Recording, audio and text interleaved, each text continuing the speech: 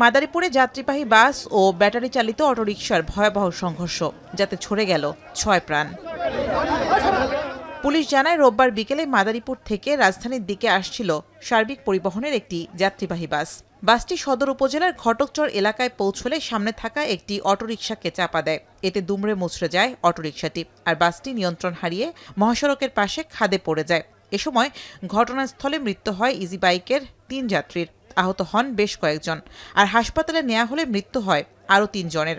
খবর পেয়ে উদ্ধার অভিযান শুরু করে ফায়ার সার্ভিস ও হাইওয়ে পুলিশ।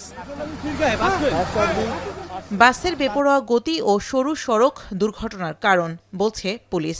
এই বাসটা নিয়ন্ত্রণ হারিয়ে রাস্তার অপোজিট সাইডে খাদে পড়ছে। আমরা তাৎক্ষণিকভাবে এই জায়গায় আসে এবং স্থানীয় লোকজন, ফায়ার সার্ভিস, পুলিশ এবং সেনাবাহিনীর সহায়তায় আমরা 6টা লাশ উদ্ধার করছি। 6 জন নিহতের মধ্যে 5 জন মহিলা, 1 জন পুরুষ। দুর্ঘটনার মূল কারণ হচ্ছে গাড়ির ওভার স্পিড, আপনার সার্বিক পরিবহনের অতিরিক্ত গতির কারণে, এবং এটা নিয়ম ভঙ্গ করে সে রং সাইডে চলে আসছিল। গেল মঙ্গলবার একই জায়গায় সড়ক দুর্ঘটনায় প্রাণ হারায় 3 জন।